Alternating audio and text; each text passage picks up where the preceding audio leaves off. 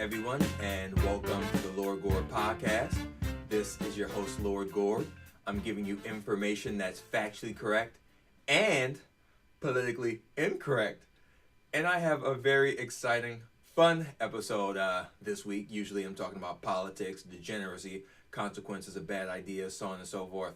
But this week, it's kind of a party week, man, because everybody walk your body, everybody walk your body. I'm talking about my favorite band of all time, The Time! So I'm going to be talking music this week. I'm very excited to share with you guys my love and adulation of this band called The Time. I don't even have notes this week. I'm just going off the top of my head because I like this band so much. Well, actually I do have a little bit of notes, but most of it's just going off the top of my head. So The Time is a funk and rhythm and blues band from Minneapolis, Minnesota. They released their debut album in 1981. It was produced and most of the instruments were played by Prince. He composed it, he arranged it. And the members of the band were Morris Day, Jimmy Jam, Terry Lewis, Monty Moyer, Jesse Johnson, Jelly Bean Johnson, and Jerome Benton. And Morris Day is the lead singer. He played drums on most of the studio recordings with live drums. Jimmy Jam, keyboard player. Monty Moyer, keyboard player. Terry Lewis, bass player. Boom, boom, boom, boom, boom. Jelly Bean Johnson, drummer. Jesse Johnson, guitar player. And Jerome Benton brought out the mirror. He did percussion and he did dances. And just how The Time became my favorite band. Because I like a lot of other bands, you know, James Brown, Parliament Funkadelic, Earth, Wind and Fire, Kool and the Gang. I mean, I can go on and on about bands. Cassiopeia, a Japanese jazz fusion band, that has quickly become one of my favorite bands as well. I may do a podcast on them one of these days, stemming away from the big ideas that really jibe my worldview, that consume most of my time, because usually I'm defending free markets, liberty, low taxes, individual responsibility, so on and so forth. So it's just fun to talk about music. And how I got into The Time was, I was at work a few years ago, and I was thinking of songs with the name Jungle in it. So I was thinking about a Stevie Wonder song, Jungle Fever. Here you got Jungle Fever, we're in love. And then I remembered another song with the word jungle in it that they used to play on the great radio station 92.3 when it was a rhythm and blues station. Now they play Young Murder and all that junk. And during their promo for the weekends, they used to play this song, Oh, and I knew it had jungle in it. So I looked up this song, and when I finally found it, it was Jungle Love by The Time. And listening to that song just set off a chemical reaction in my brain. I was just instantly hooked. I was like, yes, I remember this song from when I was a kid, and this song is wonderful, it's funky, and it's groovy. And why haven't I been listening to this band for a longer time? So it was a few years ago when I was in college. I just started diving deeper into their discography, looking them up on YouTube, buying their records, finding soundboard recordings of their concerts, finding live concerts on video of them doing their excellent choreography. And I was captivated. I was hooked. The Time is just amazing. So let me just give a brief history of The Time, and then I have some Time records with me. I'm going to go through them, some of my favorite songs. And I'm just going to expound on some of this stuff. So The Time, like I said, their first album came out in 1981. But all these guys, aside from Jesse Johnson, the guitar player, they're all from the Minneapolis, St. Paul area. And they knew Prince. They went to school with Prince. They were friends with Prince. And Morris Day played in a band with Prince when they were in high school. Jimmy Jam and Terry Lewis, they had this band called Flight Time with Jelly Bean Johnson. They'd play around the city. And, once Prince hit the big time, Morris Day had another band called Enterprise, who he was playing with in the city. And, once Prince had his first 3 records out, he wanted to start producing other acts. So he found, the Flight Time guys and said, hey, I want to sign an act that I can produce, and you guys are really good. And I said, hey, when I go on to the big time, I'll help you guys out. So we got most of the guys from Flight Time, which is Terry Lewis, Monty Moyer, Jimmy Jam, and Jelly Bean Johnson. And, Alexander O'Neal was initially going to be the lead singer of the time. But there was an infamous dinner in which Alexander O'Neal essentially prices himself out of the group because he wanted paper. He wanted all this paper. He saw no benefit in being a big star without making money. And of course, this is short-sightedness on his part, even though it kind of worked out for him in the later end. He had a successful solo career. You are a guy who can sing, but you don't have any clout in the recording industry, so you sign this contract now, you build up your value, and then you get more money later on. But he didn't see it that way. He said, hey, if this is my price, and if you don't want to pay that price, then I won't sign. So he didn't get signed. Morris Day was going to be the drummer in that group, and Prince was putting together that group for him because Morris Day wrote a song called Party Up that Prince used on his 1980 album, Dirty Mind, and Prince said, hey, I'll help you form a band or I'll cut you a check, and Morris Day chose the band. So Morris Day was going to be the drummer, and since Alex O'Neal was out, Prince said, hey, Morris, you're going to be the singer. And Morris Day didn't really have much experience singing, but Prince said, hey, I'll help you sing. So Morris said, okay. And then they got to bring back Jelly Bean Johnson into the group, which was a good thing because he's a really good drummer. And since Alexander O'Neal was going to be a lead singer and Morris Day was going to be the drummer, Jelly Bean was out. So he was back in. So their first album, the debut album, The Time, came out in 1981. The songs on it were Get It Up, Girl, After High School, Cool, Oh Baby, and The Stick. And virtually all these songs were written, composed, arranged, and played by Prince. Prince, on Get It Up, he played every instrument except for the synth solos that are played by Dr. Fink. On Girl, he plays everything, but Morris plays the drums. After High School, Prince plays the instruments, but Des Dickerson wrote the song. Cool, Morris plays the drums, Prince plays everything else. Oh Baby, Morris Day plays the drums, Prince plays everything else. In The Stick, Morris plays the drums and Prince plays everything else, with the synthesizer solos are by Dr. Fink. But on the album cover, it says produced by Morris Day and Jamie Starr. Jamie Starr was one of the many pseudonyms for Prince, and Prince, they lied. Let's just be honest. They lied and said that Morris Day produced the record. Well, it says Morris Day and Jamie Starr. Jamie Starr's Prince. Prince produced the record. But Prince did not want to put his name on it because he wanted the product to stand up on its own. And if it flopped, he could just dust off his hands and walk away.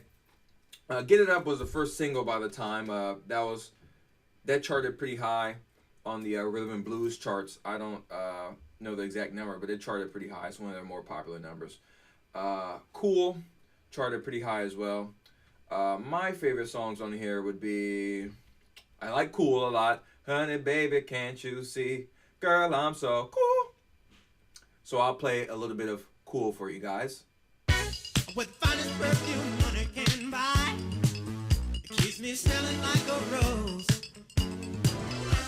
You wonder how I do it. It's just one simple rule. I'm just cool. Okay. Get It Up, that one. It sounds so nasty. That one's really good too. I like that one. That's a groovy one. Girl, that's a nice ballad. I prefer it being sang live, but I like it. The Stick is groovy too. This is a really solid album. Really good album. Really good debut album. It went gold. And The Time was the opening act for Prince on the Controversy tour. And they gave a heck of a show. You know, they had the the choreographed dance moves, and everything was tight. The music was tight. The singing was tight. And they'd give Prince a run for his money. So that's the time, 1981. And then, in 1982, you get their second album. What time is it? This is their second album, What Time Is It? Came out in 1982. The songs on there are Wild and Loose, 777-9311, One Day I'm Going to Be Somebody, The Walk, Gigolos Get Lonely Too, and I Don't Want to Leave You. And this was an incredible record. This one went gold. The big hits on this one were 777-9311, 777-9311. That was a big hit on the Rhythm and Blues charts. Also, The Walk, Everybody Walk Your Body. That was a big hit on the Rhythm and Blues charts. Prince, of course, he produced, wrote, composed, and played virtually everything on this record. Wild and Loose, the vocals, the lyrics were written by Des Dickerson, and Prince played everything except the drums. Morris played the drums. 777-9311, Prince wrote everything, he played everything. One Day I'm Gonna Be Somebody, same. The Walk, Prince wrote and played everything except the drums. Morris played the drums. Gigolos, Jesse played guitar, Morris played drums. Prince wrote everything else. I Don't Want to Leave You, Prince played everything. And this was really a busy year for Prince. He released not only this album, What Time Is It by the time, he also released the Vanity 6 album, and he released 1999, which is his first multi-platinum album. 1999 sold about 4 million copies. And during the 1999 tour, the time was on fire. I mean, they were so good on this tour that Prince took them off the bill when they went to big cities like New York and LA because he was petty and he didn't want the time kicking his butt. They were upstaging him because the time was tighter and they were more energetic and more entertaining than his band. His band was really good. So instead of Prince improving himself and improving his band and competing with the time, no, he just took them off the bill in the biggest cities, which not only hurt the time, but it hurt Prince because Prince was making money off the record sales. So because the time wasn't performing in these big cities, they were less likely to buy these Time records, which were written by Prince. My favorite records on here, oh man, I mean, I like this album top to bottom. Wild and Loose is a really groovy record. 777-9311, I play that all the time. One Day I'm Gonna Be Someone. I love that one because that one espouses the conservative ideas that I espouse about individual responsibility, conscientiousness, and industriousness. He says, essentially that song is about, listen, I'm going to work hard. I'm going to be someone in life. And even if I have to work at the bottom of the ladder, if working at the bottom of the ladder means I can climb up, then I will happily do it. The Walk, that's a groovy one. I'm going to play a few, I'm going to play a little snippet of The Walk here.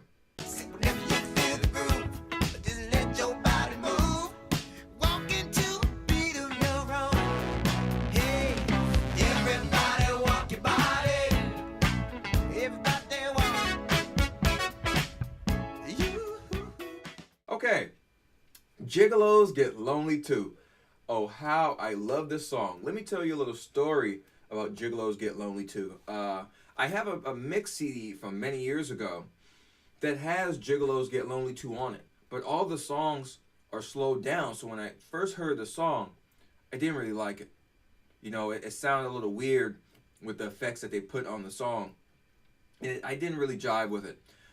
But when I started doing research into the time, later on, and I re-encountered Gigolos Get Lonely Too, and I listened to it, I instantly fell in love because what it actually sounds like on the record, it is a beautiful, beautiful, sensual song, and it's one of my favorite songs, so I'm going to play a little snippet from Gigolos Get Lonely Too as well.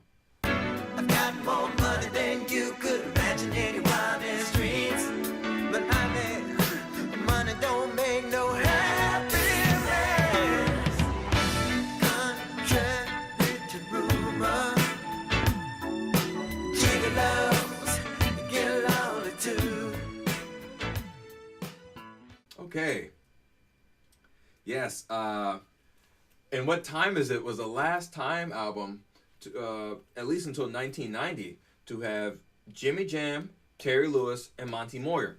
So Jimmy Jam and Terry Lewis, if you guys don't know, they're huge record producers. They produce for people like Janet Jackson, Barry White, Boyz II Men, New Edition, Alexander O'Neal, SOS Band. Look up Jimmy Jam and Terry Lewis. They're some of the most successful record producers in American music history.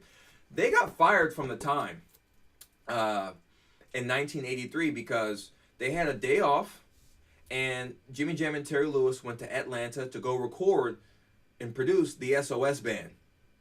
And they got caught in a snowstorm, and they missed a Time concert in San Antonio, Texas. So, they came back, and they came back with the band, and they continued the tour. And Prince, he was upset and fined them an exorbitant amount of money that they didn't have. But he fined them, and Prince was okay when he thought that Jimmy Jam and Terry Lewis had missed a show because they were out chasing girls. So when the newest edition of the Billboard magazine came in and it had a profile on Jimmy Jam and Terry Lewis, everyone was trying to hide the magazine so that Prince didn't find out that Jam and Lewis were producing other acts. So eventually, Prince found out that Jam and Lewis were producing other acts, and he told them that they weren't supposed to be producing other acts, and he fired them because of that.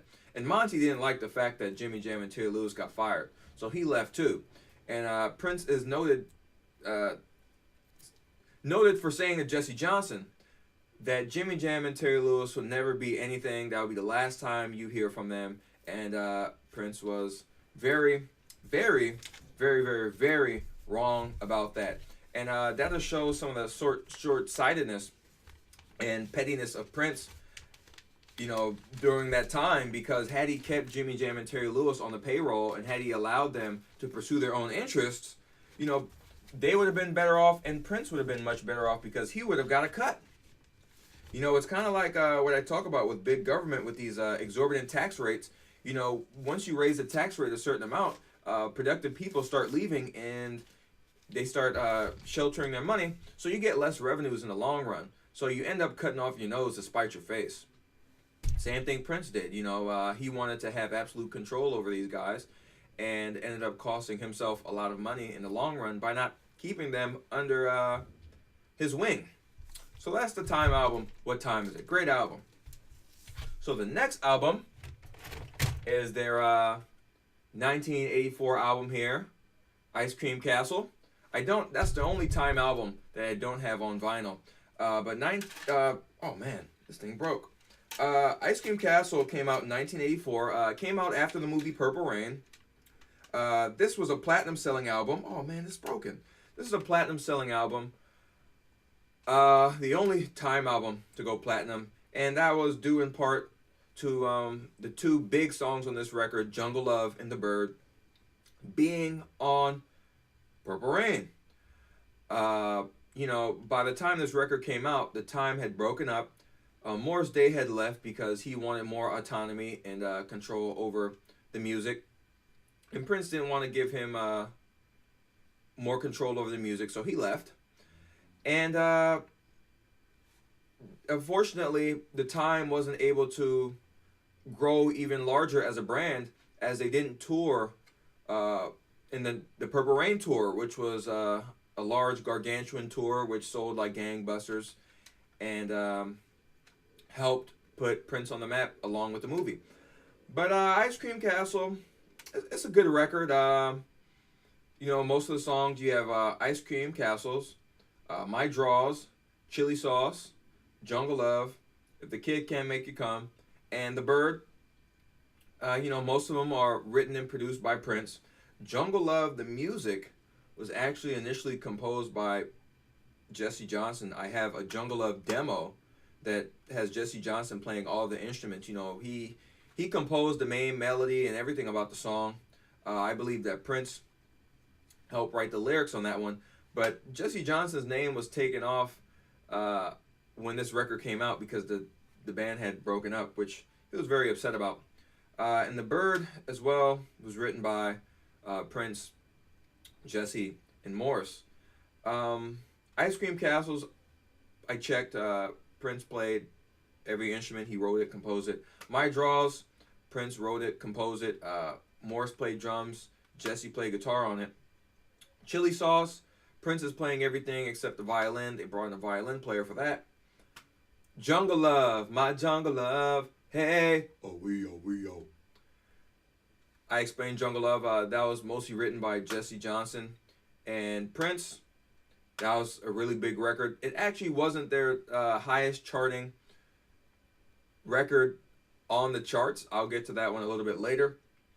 But Jungle Love, that is the quintessential time song. That's been in Jay and Silent Bob Strikes Back. That's the last song that they perform on their concerts today. It is their biggest and most popular song. So I'm going to play a little clip from Jungle Love by The Time.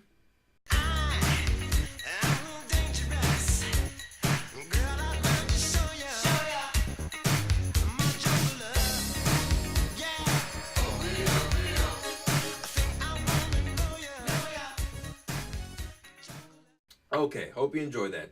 The next song, If the Kid Can't Make You Come, I recently found out that Jesse Johnson plays the drums and the guitar on that, and Prince is playing everything else. And on The Bird, on the studio version, which I have, which hasn't been released, I have the studio version, I believe Prince is playing every instrument on the studio version. But on the version released on Ice Cream Castle, that is from a soundboard recording that the time that was recorded October 4th, 1983, I believe. The Time did a show at First Avenue. So the versions of Jungle Love and The Bird that you hear in the movie are soundboard recordings from that concert. And The Bird that you hear on the Ice Cream Castle album is a slightly remixed version of that soundboard recording. So that has the band playing, but like I said earlier, Jimmy Jam, Terry Lewis, and Monty Moore had left. So you have Morris singing. You have a guy named Rocky Harris playing bass. Jesse's playing guitar. Paul Peterson playing keyboards. Mark Cardenas is playing keyboards. And Jelly Bean Johnson is playing drums on that. So that's the first record on a Time album that has, all the members of the Time playing the instruments on the album. And Ice Cream Castle is pretty good. I really like The Bird and Jungle Love. Those are my favorites, along with My Draws. I'm going to play you guys a little clip from The Bird because that's a really funny song, and I love to dance. And if you guys can look it up on YouTube or rent Purple Rain, look at Morris Day and the Time, do Jungle Love and The Bird on the movie, and you see the cool dances and whatnot, and it'll entertain you. It'll give you a laugh. So let me play this clip from Ice Cream Castle. Let me play The Bird.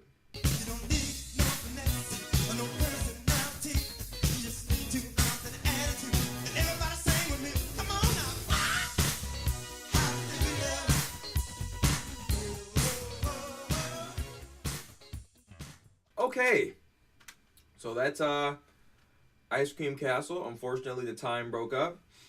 So sad, so sad. So the Time did have a little reunion in 1987. They played a concert at a award show in Minnesota, and it was a really big concert. It was really fun. Monty wasn't there. His first child was being born, so he wasn't there. And also, Jimmy Jam and Terry Lewis had produced some songs for Morris Day on his second solo album, Daydreaming. Jesse Johnson had a lucrative solo career. Jam and Lewis are obviously producing and selling gangbusters through people like Janet Jackson, the SOS Band, Alexander O'Neal, Force MDs, so on and so forth. So all the members of the Time were doing pretty well. But in 1989, Prince and Morris Day reconcile their differences, and they recorded an entire album called Corporate World, which was to be released in the fall of 1989. It was never released, but I have a copy right here. This is Corporate World. And the reason why Corporate World was shelved was because Prince wanted to do a movie called Graffiti Bridge. It came out in 1990, horrible movie. But I like the time in it. He wanted to do a movie, and Warner Brothers told him, we will only bankroll the movie if you get the original members of the Time to be in the movie. So Prince got the original members of the Time to be in the movie. So once he got the original members of the Time together, they said, hey, why don't we do a new album? And they scrapped Corporate World. They scrapped this album and instead did the, in my opinion, the superior album, Pandemonium, which came out in 1990. But a few songs that were on this record ended up being on Pandemonium. Donald Trump Black Version ended up being on Pandemonium. And My Summertime Thing ended up being on Pandemonium, as well as Databank was on Pandemonium. And a few of these records were on the Graffiti Bridge soundtrack as well. Love Machine was on the Graffiti Bridge soundtrack. Shake was on the Graffiti Bridge soundtrack. And Release It was on the Graffiti Bridge soundtrack. So let me talk about Pandemonium. See, I have a mint copy of this. Pandemonium. So Pandemonium, really cool album. Pandemonium came out in the summer of 1990, I believe. It was a gold record. I believe it sold about 750,000 copies, something like that, or 900,000, something along those lines. This had their highest charting single in the history of the time, called Jerk Out. Jerk Out was a #1 R&B hit, and it was number 9 on the Billboard Hot 100. So let's play a little clip of Jerk Out. I drove to the party and I stepped on in just to see what I could see. Everybody knew what I was looking for. I was looking for some company. That's right. Jerk out. Jerking everything inside. And you know that. About the jerk out. I got the cash, I got the ride. Oh no. Got to make some love tonight. And you know I got the look.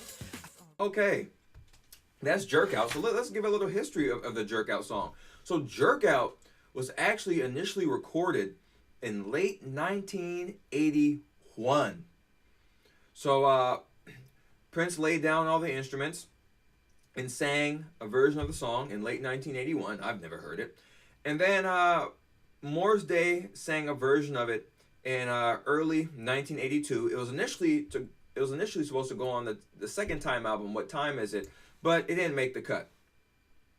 So then in 1985, the lead vocals and the background vocals were recorded by Sir Casey Terry and Maserati in 1985, and they ultimately rejected that song going on to their album. What a mistake. So then, in late 1989, the Time comes in, and they, Morris Day, he records his lead vocals again. They changed the lyrics a little bit. Jesse Johnson records, his guitar parts on the new version of Jerk Out, and they also add a little bit of keyboard parts on the Jerk Out that came out on Pandemonium. They have some keyboard bass that's underneath the bass guitar that's played by Prince on the studio recording. So the hit song in 1990, Jerk Out, was recorded initially in 1981. So that goes to show you when a song is really good,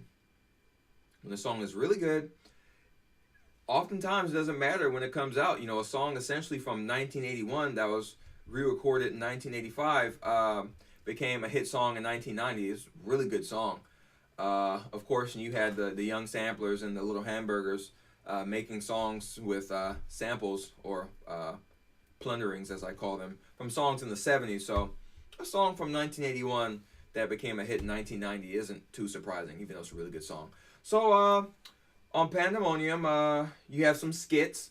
You have the song called Pandemonium, which the time played on that. That one was written by Jimmy Jam, Terry Lewis, and Jesse Johnson. A really, really fun, groovy song. I like that one a lot. Then you have Jerk Out. I just talked about Jerk Out. You have Blondie, which I believe was written by Jesse Johnson. Very rock-oriented track. I like it. Then you have Donald Trump Black Version. That was initially on Corporate World. It's a ballad that's written by Prince. All the instruments played except for the saxophone are played by Prince, and Morris Day is singing that one. I like that song a lot. Very, very, very sensual. It's a song about Morris Day saying that, hey, every woman wants a black version of Donald Trump, a very successful, lucrative, strong alpha male type character. And I recommend you guys check out that song. Chocolate. This is another one of my favorite songs off the album. Chocolate, I believe, was initially recorded by Prince in 1983. And then Morris Day did his vocals in 1984, I believe. That was initially going to go on their third record, Ice Cream Castle. But they ended up leaving Chocolate off Ice Cream Castle. So that song was put on this record.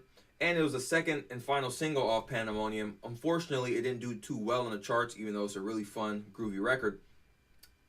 But that's a song from 1984, essentially 1983-84, that was put onto a 1990 record. And it sounded really good. It was really fun, really entertaining. I've seen The Time perform it live recently. I have videos of them from Saturday Night Live and the Arsenio Hall show doing Chocolate, and the crowd loved it. They do the dance. It's really entertaining. I have footage from them on Soul Train doing Chocolate as well, and the audience loved it. So unfortunately, it didn't do too well in the charts. Very James Brown inspired track. So I'm gonna play you guys a little snippet of Chocolate by The Time. But honey, I noticed you waited till after dinner. 18 jumbo shrimp. Damn. Chocolate. You got that. Give me some of your chocolate. What you waiting for? Okay, I hope you guys enjoyed Chocolate. The next song on there is called Skillet. I believe that one's written by Jam and Lewis and Jesse Johnson. Very rock oriented. I like Skillet. It's very funny. A lot of puns about cooking. Essentially, the skillet is where they cook the grooves, and that's how they make them hot. So, they throw the little spices on it, the instrument, the funk, the flair, and that's how they make the good songs. It's Your World is a very, very, very good song. That is against the victimology and entitlement and collectivism that unfortunately infected blacks in the United States. And if you listen to my podcast last week, it's infected Hispanics in the United States as well. And some of the lyrics from that song go, your life is fun and games, but all you do is complain about the way you live. You like to take, but what do you give?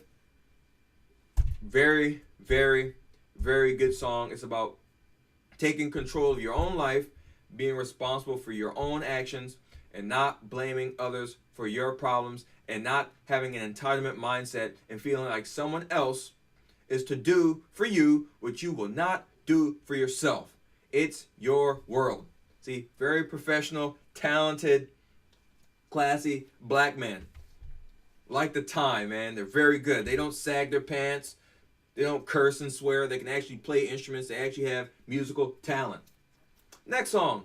Sometimes I Get Lonely. I like that one. Sometimes I get lonely when it's late at night. That one was written by Jimmy Jam, Terry Lewis, and Monty Moyer. That's another slow ballad. I feel like that one is in the vein of stuff like Gigolos Get Lonely too. Very good. That is actually the only song on the record I believe is played by all the Time members, because most of the songs on the record have drum machines, but Jelly Bean is actually playing drums. And everyone is playing their instrument. Terry's playing bass. Jimmy Jam's playing keyboards. Monty's playing keyboards. Jesse's playing guitar. Jelly Bean's playing drums. And Morris is singing. Because like I said, a lot of these songs were written and played by Prince. And some of the other songs like Blondie and Skillet, those are, and It's Your World, they have playing by Terry Lewis, Jimmy Jam, and Monty and Jesse, but they have drum machines, so they're not played by Jelly Bean. So let me play a little snippet of Sometimes I Get Lonely by The Time. Sometimes I get lonely. It's late at night. I think of you only when I want to hold somebody tight. Sometimes I get lonely and filled with emptiness. Yeah. Sometimes I get lonely for love. Okay. The next song is Data Bank. That one was initially recorded in the early 80s by Prince. I actually have his original recording of Data Bank, which I like more than the version on the Time record. It's a good song. A little overproduced, but it's a good song. And the last song on there is My Summertime Thing. Very fun, funky song. I believe that one was recorded during the What Time Is It sessions as well. That was one of the songs that could have went on What Time Is It in 1982, but it didn't make the cut. But it's on Pandemonium. It finally saw the light of day in 1990, and that wrapped up this good record here. And The Time, at this point, they didn't do a big tour. They were in the movie Graffiti Bridge, which is awful. They did the late night circuit. They were on Jay Leno, Arsenio Hall. They were on Saturday Night Live. They did Soul Train. They did a show in September 1990 in London, England. I actually have sound from that one from someone I know in England. They did a private show for Warner Brothers employees in 1990. I actually have that soundboard recording, and I have most of it on video. And after the Saturday Night Live performance in October of 1990, they kicked Jesse Johnson out the band for creative differences and whatnot. And then soon after, Jimmy Jam and Terry Lewis left the band because Jimmy Jam and Terry Lewis are making huge amounts of money producing, and they had their own record label at the time. And the reunion of The Time was never meant to be permanent. So they left, and The Time did some promotional shows in February 1991 in Japan. I actually have a recording of the last show that they did in Japan in 1991, which was the last Time show that they did until 1995. And they did the shows in Japan to fulfill their promotional contract with Warner Brothers. And unfortunately, they didn't do any, more shows, or they didn't tour with Prince, so they can sell more copies of this record, which was a gold record. And unfortunately, this was one of the last big records by, a black funk band. The 90s was taken over by the Little Hamburgers and the Young Murderers and the MC Hammers and the gangster rappers and all that other junk that, unfortunately, we're still feeling the effects of. So this album really means a lot to me. It showed, in the early 90s, an album made by a real black band with real black musicians could still sell. They did a really good job, but I can't recall any other big records of the 90s being released by a legacy black band. Maybe there was, but this was kind of like, how would you say, the last of the Mohicans. It was kind of like, the last showing of true black musicianship in the mainstream, a black band, so on and so forth. So, unfortunately, that was the last Time album until 2011. The Time was they reunited in 1995 without Jesse Johnson, Jimmy Jam, and Terry Lewis, and they were doing shows all across the United States. They've done shows in Germany, so on and so forth, and they've been touring for over 20 years with the lineup. They've been doing very well, but The Time, the original Time, released a record in 2011 under the moniker The Original 7 called Condensate.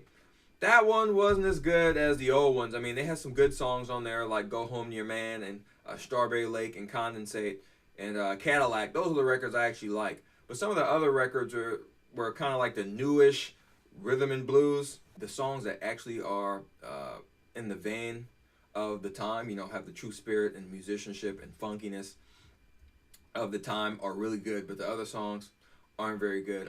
They were touring and doing some shows, But then they broke up again, and that was it. So that's the time, man. I was very upset when I got into the time a few years ago because one, I was upset that I didn't get into them sooner, and two, I feel like the dominant narrative, left the time out. I mean, this was a successful funk and rhythm and blues band throughout the 80s and the early 90s. Yet when you talk about black bands and funk music, they are rarely, if ever, mentioned. It's almost like after disco, these people say, this hip hop crap took over. But the reality was, people like Prince and Rick James and the SOS Band and the Time and Ready for the World, they were doing big things and selling boatloads of records throughout the early to mid 80s. So, clearly the Time was coming out in 81, 82, 84. Clearly, the blacks that were held to the high standards of musicianship were able to meet the occasion. They were able to put on these incredible live shows and put out these great albums. And, I explained in my podcast on hip-hop being the worst musical idea ever, just how the ideology and the values in hip-hop are antithetical to the values and the incentives that create great bands like the Time. And unfortunately, the Little Hamburgers and Young Murders of the world won out, and you don't see bands like the Time anymore. I mean, I have my band and my record, This Isn't TV, that I plug at the end of every podcast, and I was really inspired to do that because of acts like the Time. On that record, everything is recorded by actual musicians in the studio.